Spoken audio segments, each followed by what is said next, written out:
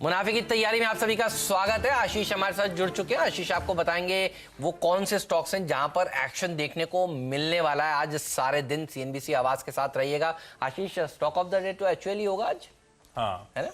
तो कई सारे स्टॉक्स हैं। अच्छा, आप स्टॉक्स न्यूज बताऊंगा? बिल्कुल, प्लीज बताइए। अच्छा ठीक है। क्यों, आप तैयार नहीं थे क्या? नहीं, मैं दो चीजों के लिए तैयारी करके आया हूं। अच्छा, एक वो अगली सीरीज पे भी नजर रखनी है ना मुझे। तो अच्छा, तो जो आप तैयारी करके हैं वो बताइए। दोनों रेडी, आप दोनों जो रेडी चाहो। स्टॉक्स हाँ, करते हैं, बात उसके बाद चाहिए तो फिर उसी को दिखा दीजिए।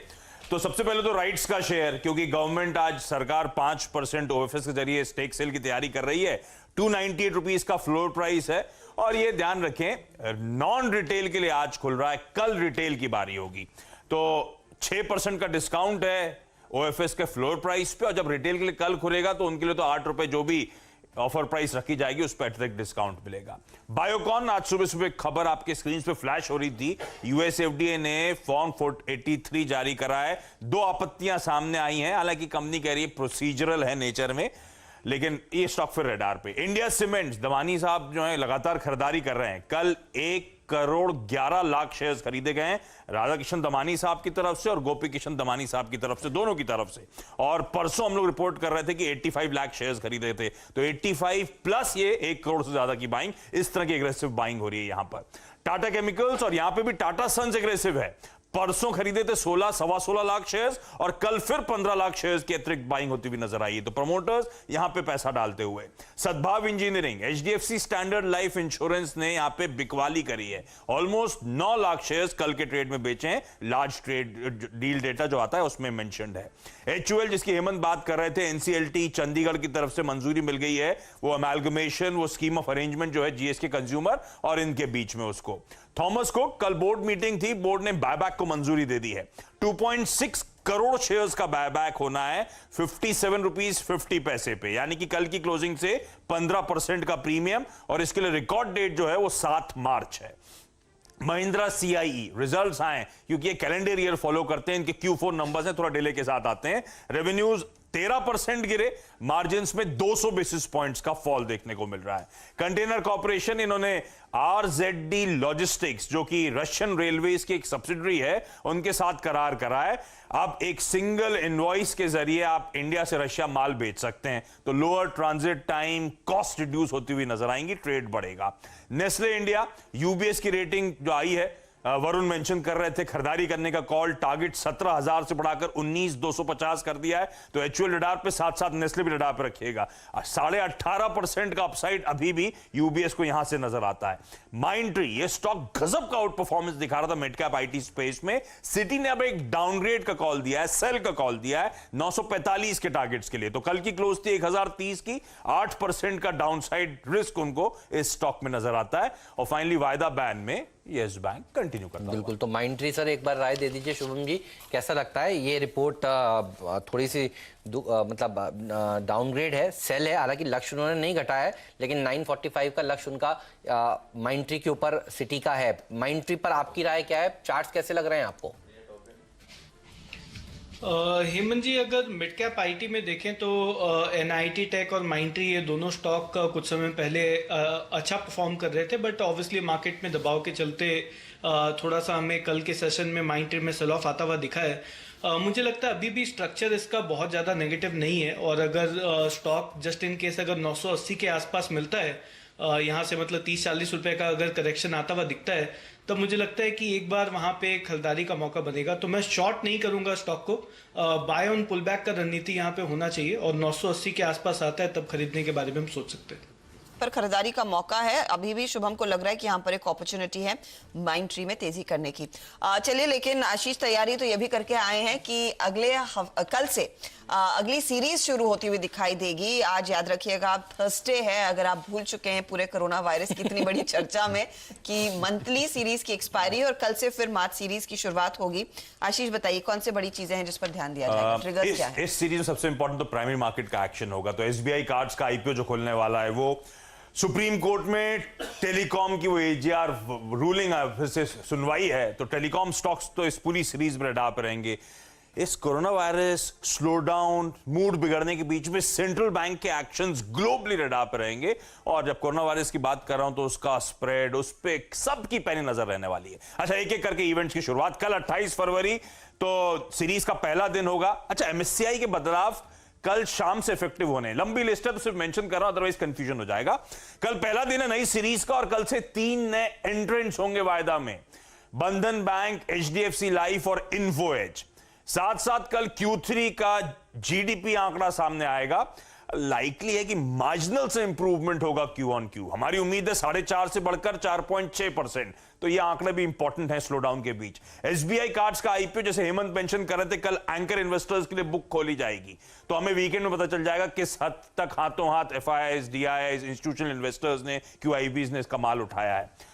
राइट्स का ओएफएस कल रिटेल के लिए खुलना है। 298 का फ्लोर प्राइस और जो भी डिस्कवर्ड प्राइस होगी, जो भी ऑफर प्राइस होगी, उस पे 8 रुपए का डिस्काउंट हम रिटेल को मिलना है। 1 मार्च यानी कि संडे, ट्राई ने जो टैरिफ नॉर्म्स में बदलाव करा है ब्रॉडकास्टर्स के लिए, केबल सर्विसेज के लिए, वो नए रूल्स इफेक्ट में आ जाएंगे। अब उसमें multi TV homes, long term channels जो सब्सक्राइब करते हैं आप पैक्स 6 महीने से ज्यादा, उनको क्लियरली डिफाइन करा गया है और चैनल पैक्स की प्राइसिंग में ध्यान रखें बदलाव होने। फरवरी के ऑटो सेल्स के आंकड़े आने शुरू हो जाएंगे क्योंकि 1 मार्च है, नए महीने की शुरुआत हो जाएगी। 2 मार्च सोमवार को एसबीआई कार्ड्स का आईपीओ खुल जाएगा सब्सक्रिप्शन के लिए। 750 से 755 का प्राइस बैंड है और बजट सेशन इस बार जो था वो 2 फेजेस में था। सेकेंड फेज की शुरुआत मंडे से हो जाएगी बजट सेशन की। 5 मार्च यानी कि इसी दिन, अगले हफ्ते थर्सडे को एसबीआई कार्ड्स का आईपीओ बंद हो जाएगा। 11 मार्च को यूके का बजट आने वाला है। अब इस बार यूके का बजट को अलग से मेंशन इसलिए कर रहा हूं क्योंकि ईयू से एग्जिट करने के बाद ये पहला बजट आना है और ऋषि सुनाक साहब ये बजट प्रेजेंट करने वाले हैं। फाइनेंस मिनिस्टर है वहां के, नारायण मूर्ति साहब के सन इन लॉ हैं, तो हम लोग तो खासतौर पे उस बजट पे नजर रखेंगे। 12 मार्च को आईआईपी और सीपीआई के आंकड़े आने हैं। यही कारण है इन्फ्लेशन का, जो दरें नहीं घट पाई थी, तो सब नजर रखेंगे उस पर। ईसीबी का इंटरेस्ट रेट डिसीजन आना है। 13 मार्च को इंपॉर्टेंट दिन होगा क्योंकि यस बैंक ने कहा था नंबर्स टालते हुए, आपको याद होगा कि सब बिजी हैं, तो 14 मार्च से पहले हम लोग अपने नंबर्स लेकर आएंगे। तो 13 तक वो नंबर्स आते हैं नहीं आते देखना है। 14 मार्च को जीएसटी काउंसिल की मीटिंग होगी नई दिल्ली में। 17 मार्च को इंपॉर्टेंट दिन होगा, टेलीकॉम कंपनीज, एजीआर की सुनवाई होनी है सुप्रीम कोर्ट में और आपको याद होगा 17 से पहले कहा गया है सारा बकाया जमा करना है। तो 16 मार्च तक देखते हैं किस किस ने कितना पैसा डाला। 2 दिन की फेड की बैठक की शुरुआत हो जाएगी साथ साथ इसी दिन। 19 मार्च को जब थर्सडे होगा तो हम लोग एक तो फेड मीट आउटकम पर रिएक्ट कर रहे होंगे और साथ साथ बैंक ऑफ जापान के इंटरेस्ट रेट डिसीजंस। तो ECB, US Fed, bank of Japan सबकी मीटिंग्स हैं स्लो डाउन के बीच में। तो देखना है किस हद तक हालात सुधारने की कोशिश ये लोग करते हैं। 26 मार्च इस सीरीज का आखिरी दिन होगा। यह आखिरी दिन होगा यस बैंक का निफ्टी 50 में, क्योंकि अगले दिन ऑनवर्ड श्री सीमेंट निफ्टी 50 का हिस्सा बन जाएगा और साथ साथ राज्यसभा की 55 सीट्स पे इलेक्शंस होने हैं। उसी दिन इलेक्शंस होंगे और शाम को 5 बजे तक वोटों की काउंटिंग शुरू हो जाएगी, आउटकम मिल जाएगा हमको। होली कब है ये नहीं बताया आपने? अरे छुट्टी का दिन कैसे भूल गया? 10 मार्च को। 10 इस को बार होली गलती हो है। गई। हाँ, सॉरी, सबसे गलती हो गई। अच्छी बात तो यही है कि होली ट्यूसडे को वाली पढ़ ली, ये सीरीज- याद था मुझे। मैं वही सोच रहा था, आप बताएंगे, अब बताएंगे, अब बताएंगे। नहीं, फेस्टिविटीज अब मूड ऐसा था ना, तो फेस्टिविटी नहीं, लेकिन देखिए, खुश रहने, अगली सीरीज में खुश रहने के लिए जो सबसे बड़ा इवेंट है मेरे लिए कम से कम होली नहीं, है। मैं हमेशा सीरीज की शुरुआत ही करता हूँ बताते हुए कि छुट्टी कितनी है। और एक चीज और रह गई, 15 तारीख को हम लोगों को एडवांस टैक्स सबका भरवाना है। एडवांस टैक्स नहीं भरेंगे तो लगेगी पेनल्टी। तो पैसे जिन जिन ने कमाए, सबने कमाए, दर्शकों ने, सीएनबीसी आवाज जिन्होंने देखा है, तो 15 तारीख को इसमें एडवांस टैक्स का आंकड़ा आपको जरूर डालना है। 15 तारीख को सब लोग देखिए एडवांस टैक्स जरूर भरिएगा। तो देश कमाएगा तभी तो सब आगे बढ़ेंगे। बिल्कुल सही तो बात है। ये 2 इवेंट है जिसके ऊपर नजर होगी। सबसे इंटरेस्टिंग तो मुझे होली नजर आया। आपको सबसे इंटरेस्टिंग कौन सा नजर आया बताइए ma'am. I don't know, not Holi. अच्छा, ये जो आशीष ने खेलती नहीं है मैम। आशीष ने एक चीज मेंशन की थी कि एमएससीआई में जो बड़े बदलाव कल से होंगे उस पर, जहां पर वेट इंक्रीज हो रहा है, देखिए सारी क्वालिटी कंपनियां हैं, बजाज फाइनेंस है, एचडीएफसी है, ICICI bank, Reliance, Infosys, TCS, axis, HUL, Shri cement, बंधन मिड कैप्स में। इनमें से अगर आपने कुछ पिक करना हो I think the list जो MSCI में जा रहे हैं, that is a very interesting That is list. more interesting. Yes, क्योंकि ये तो these are known and good These are quality known, name companies और इसमें तो buying तो करेंगे ही, लेकिन जो बंधन bank, HDFC Life and Info Edge, I think तीनों ये अलग FNO में reasons जो के लिए आएंगे, जो हाँ। नए ऐड होंगे, and all three are really worth looking तो at. शुभम जी, आप हमेशा मायूस होते थे कि हमारी लिस्ट छोटी कर दी जा रही है, ट्रिम होती जा रही है, डर लगता था कहीं ये 50 की ना हो जाए। आपके लिए अच्छी खबर है, बंधन, HDFC लाइफ और इन्फो एज, इन तीनों में से चार्ट्स देखकर बताइए आपको कौन से चार्ट सबसे अच्छा लगता है जिसको आप एफएनओ में आने के बाद और जोर से ट्रैक करेंगे। हेमंत जी, अगर ये पूरे लिस्ट में देखें तो मुझे लगता है बंधन के बारे में तो बहुत ज़्यादा मैं एक्साइटेड नहीं हूँ, लेकिन अगर प्रायोरिटी वाइज देखें तो इन्फो एज और दूसरा HDFC लाइफ, ये दो स्टॉक बिकॉज ओवरऑल यहाँ पे ट्रेंड काफ़ी बुलिश रहा है। और अच्छी बात यह है कि एफएनओ में आने के पहले यहाँ पे एक सिग्निफिकेंट करेक्शन देखने को मिल चुका है और अब दोनों ही स्टॉक अपने इंपॉर्टेंट सपोर्ट के आसपास में ट्रेड कर रहे हैं। तो मुझे लगता है कि ये बहुत ही बेहतरीन मौका होगा कि लिस्टिंग जब एफएनओ में होता है तो उसके बाद हम यहाँ पे पार्टिसिपेट कर पाएंगे। और स्पेशली इन्फो एज को अगर हम देखें तो यहाँ पे काफ़ी समय से इसका एक लॉन्ग टर्म अप ट्रेंड बना हुआ है और हमने देखा है कि पास्ट में जब भी इस तरह का पुल बैक होता है, जो भी एक सिग्निफिकेंट पुल बैक आता हुआ दिखा और अब प्रीवियस स्विंग लो जो 2500-2550 के आसपास है वहीं पे स्टॉक ट्रेड कर रहा है, तो मुझे लगता है बहुत ही बेहतरीन मौका है यहाँ पे खरीदारी करके चलने का। तो पोर्टफोलियो में भी यहाँ पे हम खरीद के चल सकते हैं और एफएनओ में आता है तब ऑब्वियसली वहाँ पे ट्रेडिंग का मौका और बनता हुआ दिखेगा।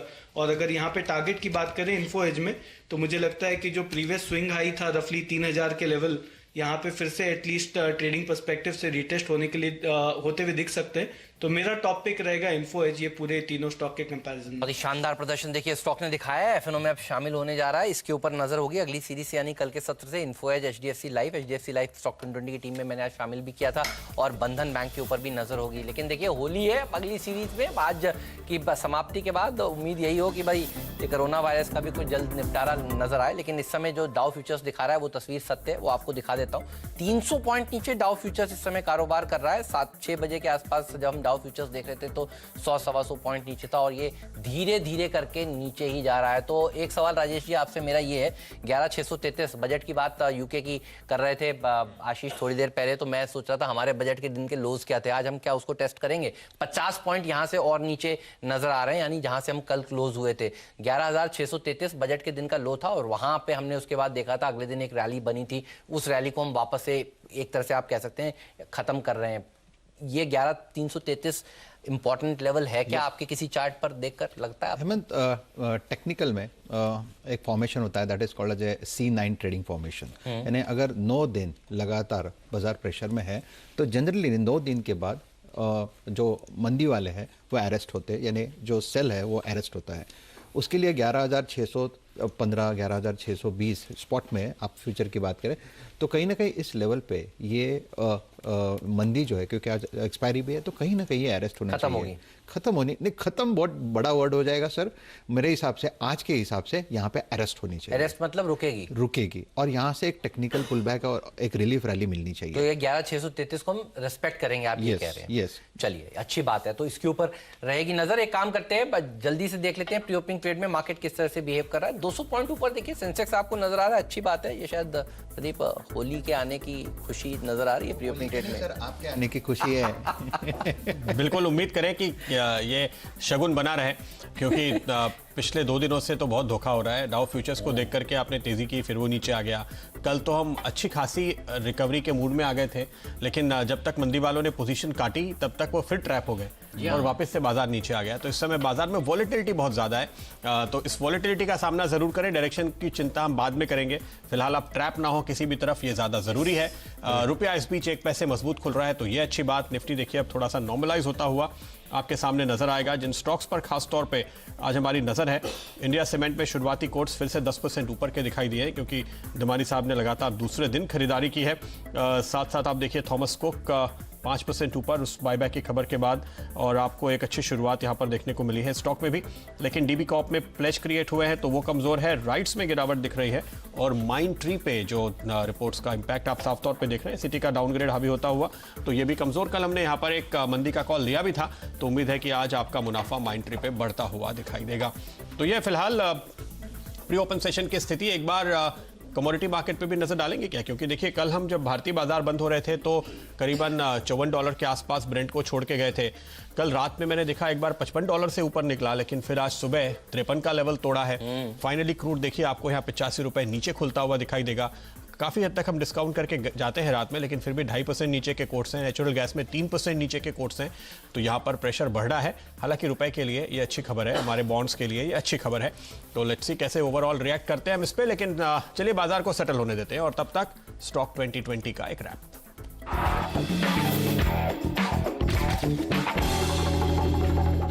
पूरी टीम देख लीजिए, बल्लेबाजों से भरी हुई है, बढ़िया प्रदर्शन दिखा सकते हैं इस समय क्वालिटी स्टॉक्स। शेयरों में ट्रेडिंग उन्हीं में करें जो शेयर आप खरीदना चाहते हैं लॉन्ग टर्म के लिए। ये है रणनीति और बिल्कुल साफ रणनीति है। और बजाज ट्विन से बढ़िया शेयर हो नहीं सकते, HDFC और HDFC बैंक से बढ़िया शेयर हो नहीं सकते, ये आप कुछ समझ सकते हैं। और जिस तरह से कोरोना वायरस का डर और फैल रहा है, तब इंश्योरेंस कंपनियों के लिए और खासतौर पर हेल्थ केयर इंश्योरेंस कंपनियों के लिए एक मांग बढ़ेगी। हमें लगता है इंश्योरेंस स्टॉक्स काफी करेक्ट हो चुके हैं बजट के में अनाउंसमेंट्स के चलते, और अब आपको ICICI अप्रूव जैसे स्टॉक्स, HDFC लाइफ जैसे स्टॉक्स को फिर से रिविजिट करना चाहिए। नेस्ले और कोलगेट पे इंपैक्ट नहीं पड़ेगा, अच्छा तेजी यहां पर देखने को मिलेगी। और ये क्वालिटी स्टॉक्स हैं जो आपके साल दर साल पोर्टफोलियो में होने चाहिए। इस तरह के स्टॉक्स खरीदने की चेष्टा करिए इस समय, अगर नहीं है तो ऐड करिए ये शेयर। ये सही समय है क्योंकि बाजार का मूड माहौल थोड़ा सा कमजोर है। आपको खरीदने चाहिए फाइजर और एबॉट जैसे स्टॉक्स। ये बड़ी टिकट साइज के शेयर जरूर है, लेकिन लॉन्ग टर्म में इसी तरह के स्टॉक्स ने आपको पहले भी पैसा बनाकर दिया है और ये कंसिस्टेंट गेनर्स रहेंगे। तो MNC स्टॉक्स के ऊपर भी जरूर फोकस करिएगा। तो मैंने अपनी टीम में 10 के 10 बल्लेबाज चुने और इस तरह के क्वालिटी नॉर्म को आज जगह दी गई है।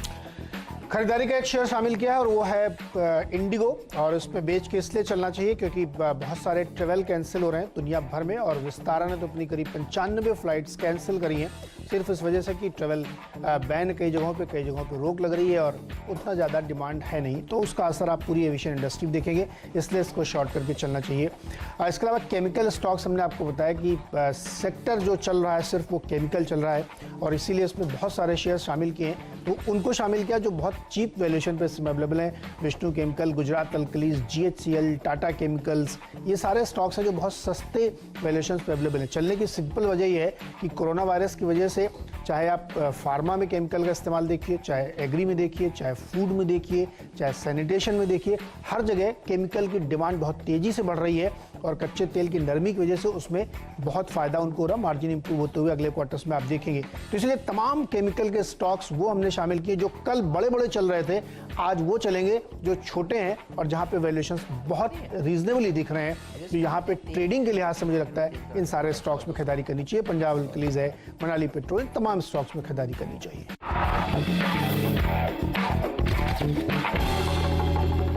ओके, तो आपने देख लिया स्टॉक 2020 में वो दो टीम्स जो सुबह 7:30 बजे मुकाबला कर रही थी, मेरी टीम और नीरज की टीम। लेकिन एक एक स्टॉक जो दोनों टीम्स में से बढ़िया नजर आता है, चार्ट देखकर राजेश जी बताइए। देखिए, जो थीम गुरु ने थीम पकड़ा है उसी थीम पे मैं हूँ। कोलगेट, तो कोलगेट मेरा बाय रहेगा। आपने नेस्ले की बात की, लीवर की बात की, तो कोलगेट भी नहीं छूटना चाहिए। कोलगेट में कहीं ना कहीं एक अच्छा कंसोलिडेशन है, करेक्शन भी हो चुका है।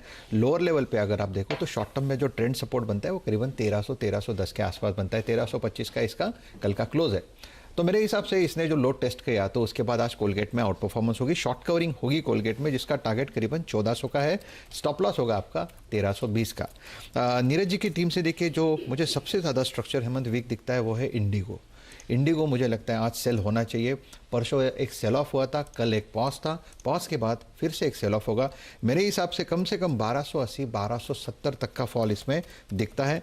यहाँ पे जो टारगेट नीरज जी ने जो दिए है वो 1350 तक दिए है, लेकिन चार्ट बहुत ज़्यादा वीक है, इसलिए मैंने लोअर लेवल्स की बात की। तो अगर इंडिगो में पोजीशन है तो फर्स्ट आप इसमें लॉन्ग है तो स्क्वायर कर दे, क्योंकि इसमें सेल ऑफ बाकी है। So IndiGo will be a sale Neeraj की टीम के, और हेमंत जी आपकी टीम से कोलगेट। ऑलराइट, इन दोनों स्टॉक्स के ऊपर रखिएगा नजर। ashwinigujaral.com के अश्विनी गुजराल कह रहे हैं कि मेटल्स में बिकवाली होगी, और पिछले 3 दिनों से देखिए यही आपको राय दी जा रही है JSPL में बिकवाली करने की। JSPL के जो टारगेट्स हैं वो 162 तक के, 175 तक का एक स्टॉप लॉस भी आपको लगा देना चाहिए। NMDC एक और ऐसा स्टॉक है जहां पर बिकवाली होनी चाहिए। देखिए, ग्लोबल मार्केट्स में जब चिंता होती है तो जनरली मेटल्स करेक्ट होते हैं, और ये वो स्टॉक है जो कमजोर नजर आ रहा है। अश्विनी को 101 का स्टॉप लॉस के साथ इसको शॉर्ट करें, 92 का एक टारगेट भी आपको नजर आ सकता है। सुदर्शन सुकानी की राय है हेवल्स पे खरीदारी करने की, और आज आपको यहां पर एक बड़े ब्रोकर की रिपोर्ट भी आती हुई दिखाई दी है। 630 के ऊपर आप स्टॉप लगाएंगे। 665 के टारगेट दिखाई देंगे इसमें।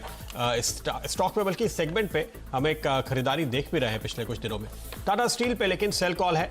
अंतर्राष्ट्रीय बाजारों की गिरावट का सबसे बड़ा दबाव मेटल पर आता हुआ 422 पर लगाएंगे एक स्टॉप और 408 के टारगेट यहां पर आते हुए दिखाई देते हैं। डायरेक्टर साहब, आज का ट्विटर पोल भी एक बार स्क्रीन पर लेकर आइएगा।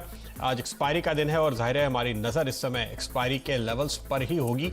आज की एक्सपायरी को प्रेडिक्ट करना बहुत ही मुश्किल, चुनौती भरा है। राजेश जी, सवाल है आपके सामने। निफ्टी की एक्सपायरी के लेवल्स 11,600 से 650, 650 से 700, 700 से 750 या 750 से 800। ये मत कहिएगा कि 600 के नीचे का ऑप्शन भी चाहिए या 800 के ऊपर का भी चाहिए। नहीं, मेरा जो पिक रहेगा वो सी रहेगा, 11,700 से 750।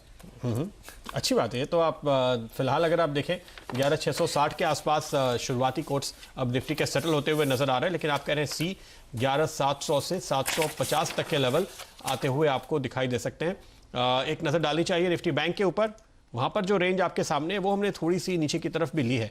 आप देखिए 29,800 से 30,000, 30,000 से 30,200, 30,200 से 30,400 और 30,400 से 30,600। तो दोनों तरफ अगर आप देखें ये इंपॉर्टेंट लेवल है। 30,000 का लेवल राउंड फिगर के तौर पे बहुत इंपॉर्टेंट है। उसके आसपास सपोर्ट की उम्मीद करते हैं आप? देखिए, इसमें जस्टिफाई भी करूंगा। देखिए 31,500 से इसमें करेक्शन हो रहा है। कल इसने अपना 200 DMA जो लोअर लेवल्स पे 30,100 ये टेस्ट किया।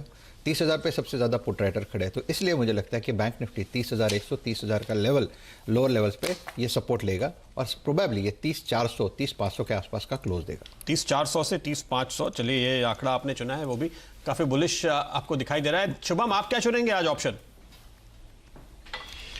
प्रदीप जी, मुझे लगता है निफ्टी के लिए तो मैं डी के साथ जाऊंगा। आज एक पुलबैक का एक्सपेक्टेशन है, तो 11,750 से 11,800।